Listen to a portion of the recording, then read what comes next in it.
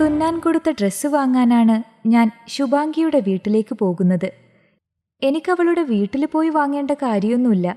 അവളിന്ന് കടയിൽ വരില്ലെന്നതുകൊണ്ട് പോകുന്നതാണ്. വാസ്തവത്തിൽ അത് അവളുടെ കടയൊന്നുമല്ല. നീലം റെഡിമെയ്ഡ് ഗാർമെന്റ്സ് എന്നാണ് ആ കടയുടെ പേര്. ശ്രീകോവിലിന് പുറത്ത് പ്രതിഷ്ഠിച്ച ദ്വാരപാലകരെ പോലെ കടയോട് ചേർന്ന് പുറത്ത് ഇരുവശങ്ങളിലായാണ് 2 പെണ്ണുങ്ങൾ തയ്യൽ മെഷീനും ഇട്ടിരിക്കുന്നത്. ഓൾട്രേഷനു പുറമെ പഴയ തുണികളിലും അവർ മിനുക്കുപണികൾ ചെയ്തു തരും. കൈവയ്ക്കാനും കാലുമുറിക്കാനും ഉടൽവണ്ണം കുറയ്ക്കാനും കൂട്ടാനും ഒക്കെ അവർക്ക് നിമിഷനേരം മതി. ഓൾട്രേഷൻ ചെയ്യാനും തുന്നല് വിട്ടതടിക്കാനും അന്തേരിയിലും JB നഗറിലും ഒക്കെ ഒന്നിന് 50-60 രൂപയാകുമ്പോൾ ഇവർക്ക് 30 കൊടുത്താൽ മതി. തന്നെയുമല്ല, 2 തുണി കൊടുത്തിട്ട് വില പേശി 50 രൂപയെ ഞാൻ കൊടുക്കുകയുള്ളൂ. അവളെ പറ്റിച്ച് 10 രൂപ ലാഭിച്ചതിന്റെ സന്തോഷം അന്ന് മുഴുവൻ എൻ്റെ മുഖത്ത് തെളിഞ്ഞു നിൽക്കാറുണ്ട്. ഇത്തവണ ഞാൻ കൊടുത്തത് ഇലാസ്റ്റിക് വലിഞ്ഞ ലെഗിൻസും തുന്നല് വിട്ട പൈജാമയും മകളുടെ ഒരു ഉടുപ്പും ഇറക്കം കുറക്കാനുള്ള 3 തുണികളുമാണ്. അവൾ ഇന്നലെ തിരക്കിലായതുകൊണ്ട് ഡ്രസ്സുകൾ അവിടെ കൊടുത്തിട്ട് വന്നതാണ്. തയ്യൽക്കൂലി 30 വെച്ച് 90 എന്നൊക്കെ പറയുമെങ്കിലും 70-80 രൂപയ്ക്ക് 3 കൂടി ഉറപ്പിക്കാമെന്ന കണക്കുകൂട്ടലിലാണ് ഞാൻ. ഭർത്താവും കുട്ടികളും പോയ ശേഷം രാവിലെ തന്നെ തുണിക്കടയിൽ പോകാമെന്ന് കരുതി വിളിക്കുമ്പോഴാണ് മഴയായതുകൊണ്ട് വൈകിയേ കടയിലെത്തുകയുള്ളെന്ന മറുപടി കിട്ടിയത്.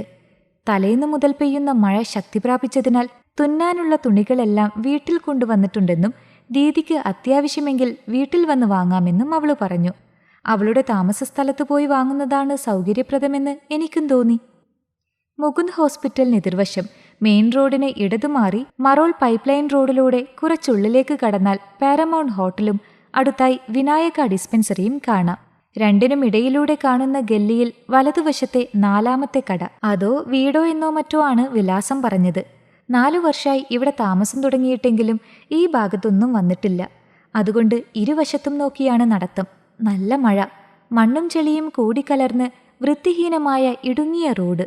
ധാരാളം ആളുകൾ മുട്ടിയുരുമി നടക്കുന്നതുകൊണ്ടാവണം അടുത്തുകൂടി പോകുന്ന ആളുകളുടെ കുടയിലെ വെള്ളം മറ്റുള്ളവരുടെ ശരീരത്താണ് പതിക്കുന്നത്. മഴയായിട്ടാവും ആളുകൾ കൂട്ടത്തോടെ റോഡിന്റെ മധ്യേ നേർരേഖയിൽ എന്ന പോലെയാണ് നടക്കുന്നത്.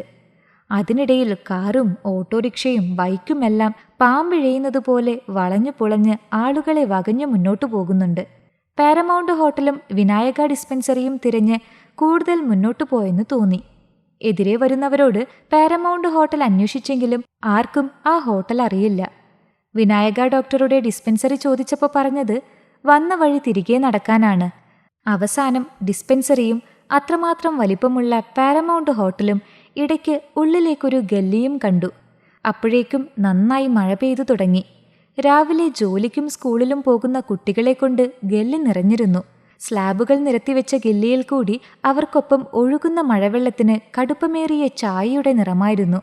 എതിരെ വന്ന സ്ത്രീയോട് ടൈലറിംഗ് യൂണിറ്റ് അന്വേഷിച്ചപ്പോൾ മുകളിലേക്ക് കയറാനുള്ള ഒരു ഇരുമ്പ് ഗോവണിക്ക് നേരെ അവർ വിരൽ ചൂണ്ടി. ഗോവണിപ്പടിയോട് ചേർന്ന് ഞാന്നു കിടന്ന കർട്ടൻ വകഞ്ഞ് പാതി ചാരിയ കതകിൽ തട്ടി. ശുഭാംഗിയാണ് വാതിൽ തുറന്നത്. അന്തരാവോ ദീദി, അവൾ എന്നെ അകത്തേക്ക് ക്ഷണിച്ചു. കതക് മലർക്കെ തുറന്നപ്പോൾ അകത്തേക്ക് കയറണോ വേണ്ടയോ എന്നറിയാതെ സംശയിച്ചു. 2 കതകിന്റെ വീതി പോലുമില്ലാതെ ഇടുങ്ങിയ മുറിയുടെ തറയിൽ അവളുടെ 2 കുട്ടികൾ കാലു നീട്ടിയിരിക്കുന്നുണ്ട്. മൂത്ത കുട്ടിയുടെ മടിയിലായി ഒരു പ്ലേറ്റിൽ 2 ചപ്പാത്തിയുണ്ട്.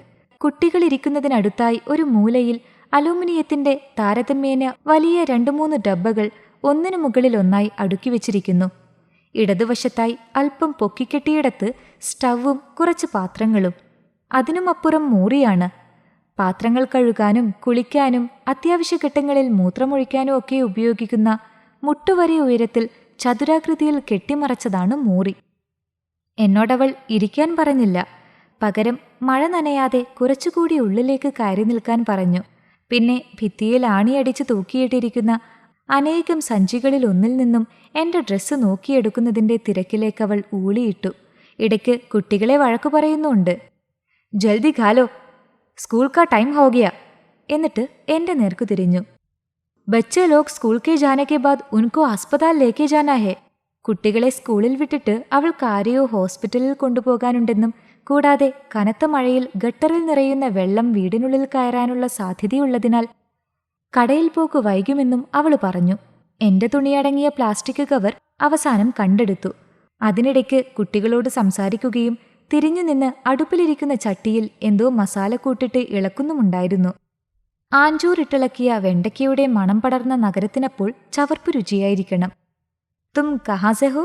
എന്തെങ്കിലും ചോദിക്കണമല്ലോ എന്ന് കരുതി ഞാൻ കുശലം ചോദിച്ചു. ഹം ബീഹാർ സേ ഹേ ദീദി, ആപ് മദ്രാസി ഹോന? നിങ്ങളൊരു ദക്ഷിണേന്ത്യക്കാരിയാണെന്ന് എനിക്കറിയാമെന്ന ഭാവമായിരുന്നു അപ്പോൾ അവളുടെ മുഖത്ത്. ദക്ഷിണേന്ത്യക്കാരെല്ലാം അവർക്കിന്നും മദ്രാസികളാണ്. അവൾക്കു മുന്നിൽ തലകുലുക്കി സമ്മതിക്കുമ്പോൾ ഓർത്തത്, കാണുന്ന ഹിന്ദിക്കാരെയെല്ലാം നാട്ടിലുള്ളവർ ബംഗാളികളെന്ന് വിളിക്കുന്നതാണ്. കല്യാണത്തിനു മുൻപ് ജോലിക്ക് പോകുന്ന സമയത്ത് മറാത്തികളും മലയാളികളും കൂടി ട്രെയിനിൽ സീറ്റിനു വേണ്ടി അടികൂടുമായിരുന്നു. അവർ മദ്രാസിയെന്ന് വിളിക്കുമ്പോൾ മദ്രാസിയെയും മലയാളിയെയും കണ്ടാൽ തിരിച്ചറിയാത്ത നീയൊക്കെ എന്തിനാ സ്കൂളിൽ പോയി പഠിച്ചതെന്ന് പറഞ്ഞ് അവരെ ചീത്ത വിളിച്ചു നടന്ന ഒരു കാലമോർത്ത് ഞാൻ പരിതപിച്ചു. യേ ഘർ ഗുദ്കേ ഹേ ക്യാ? അതിനെ ഒരു വീടെന്ന് പറയാൻ പറ്റില്ലെങ്കിലും അങ്ങനെയാണ് ചോദിച്ചത്. നെയ് ദീദി, അവൾ ചിരിച്ചുകൊണ്ട് അത് സ്വന്തമല്ലെന്ന് ഉത്തരം നൽകി. വാടക കൂട്ടിയില്ലെങ്കിൽ മാറിക്കൊടുക്കണമെന്ന് ഉടമസ്ഥൻ പറയുന്നുണ്ടെന്നും മുംബൈയിൽ വന്നിട്ട് 13ാമത്തെ വാടക വീടാണെന്നും അനുബന്ധമായി അവൾ പറഞ്ഞു വെച്ചു. കഴിഞ്ഞ തവണ തയ്യൽക്കൂലി ഓൺലൈൻ ചെയ്യട്ടെ എന്ന എന്റെ ചോദ്യത്തിന് ആധാറുണ്ടെങ്കിലും ഈ നഗരത്തിൽ സ്വന്തമായി വീടും മേൽവിലാസവും ഇല്ലാത്ത എനിക്ക് ബാങ്ക് അക്കൗണ്ട് ആരു തരും ദീദിയെന്ന് അവൾ മറുപടി പറഞ്ഞത് ഞാൻ അപ്പോഴോർത്തു.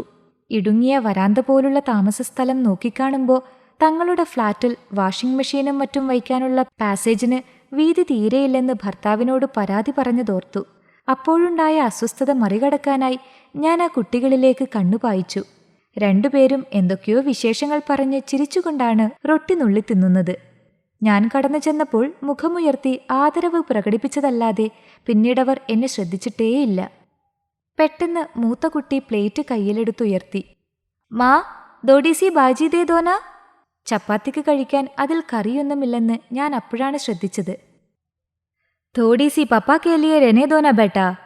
അച്ഛന് കഴിക്കാൻ കുറച്ച് ബാക്കിയിരുന്നോട്ടെ എന്ന് കുട്ടികളോട് പറഞ്ഞുകൊണ്ട് ചെറിയ ചട്ടിയിൽ ഇടയ്ക്ക് ഇളക്കിക്കൊണ്ടിരിക്കുന്നതിൽ നിന്നും ഒരു സ്പൂണ് മാത്രം അവൾ കുട്ടികൾക്ക് കൊടുത്തു.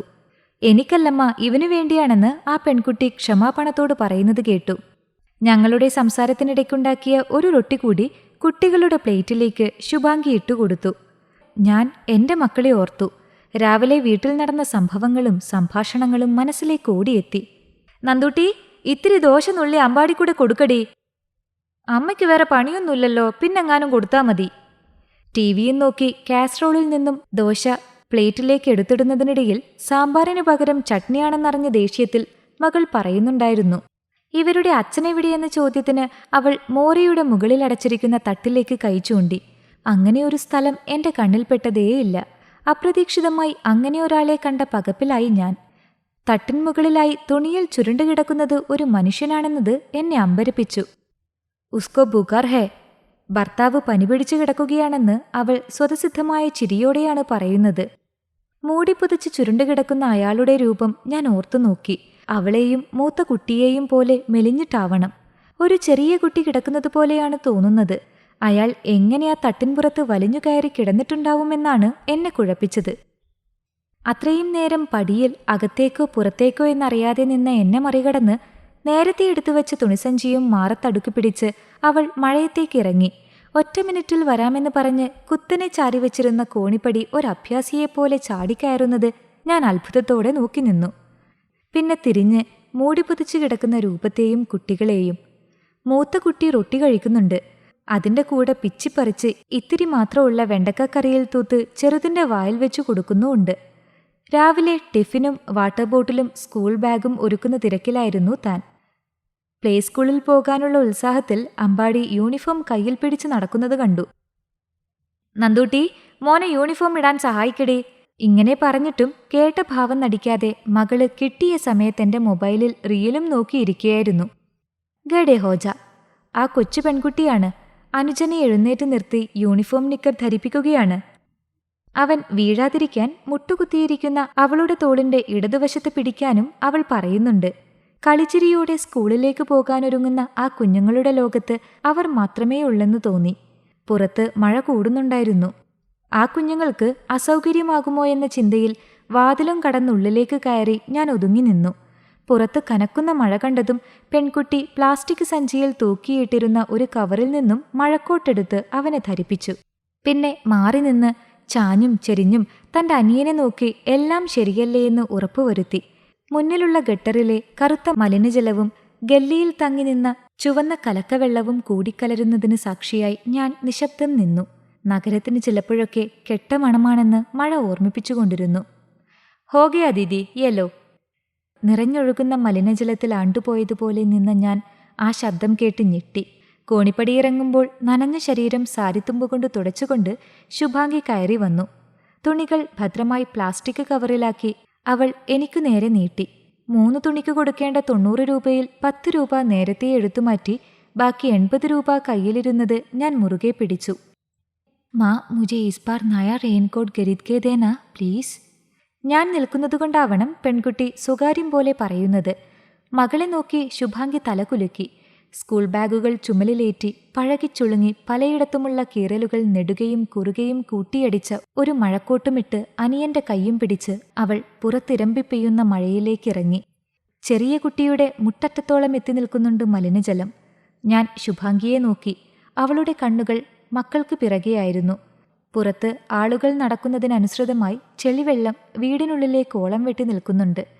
ഞാൻ പെട്ടെന്ന് പേഴ്സിൽ നിന്നും മാറ്റിവെച്ച 10 രൂപ കൂടിയെടുത്ത് 90 തികച്ചാക്കി ശുഭാംഗിക്ക് കൊടുത്തു. ശേഷം യാത്ര പറഞ്ഞു. കയ്യിലിരിക്കുന്ന തുണികളടങ്ങിയ സഞ്ചി നനയില്ലെന്നുറപ്പിച്ച് കുട നിവർത്തി. പെട്ടെന്ന് അവൾ എന്നെ പിടിച്ചു നിർത്തി. ശേഷം 10 രൂപ തിരിച്ച് എൻ്റെ കയ്യിൽ പിടിപ്പിച്ചു. യേ ഇത്നാ കാഫി ഹേ ദീദി. പൈസ തിരിച്ചു തരുമ്പോൾ വേണ്ട എന്ന അർത്ഥത്തിൽ ഞാൻ തല ചലിപ്പിച്ചു. അവൾ പറഞ്ഞു, അങ്ങനല്ല ദീദി, 80 രൂപ മതി. കടയിൽ വരുന്നതിനു പകരം തുണി മേടിക്കാൻ നിങ്ങൾക്കെൻ്റെ വീട്ടിൽ വരേണ്ടി വന്നില്ലേ?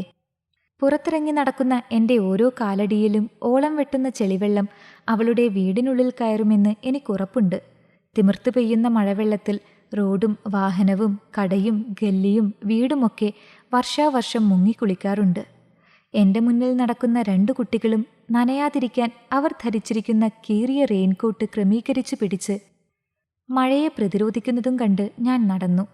നഗരത്തിൻ്റെ വിശാലമായ ലോകത്ത് ഇടുങ്ങിയ ചിന്തകൾ പെരുകുന്നതുപോലെ മഴ കനക്കുന്നുണ്ടായിരുന്നു. കുട്ടികളെ മറികടന്ന് മുന്നോട്ട് നടക്കുമ്പോൾ ശുഭാംഗി തിരിച്ചു തന്ന 10 രൂപയ്ക്ക് വല്ലാത്ത കനം തോന്നി. വർദ്ധിച്ചു വരുന്ന അതിൻ്റെ ഭാരം താങ്ങാനാവാതെ കാലിടറി ഞാൻ മഴയാഴങ്ങളിലേക്ക് ഊർന്നിറങ്ങി.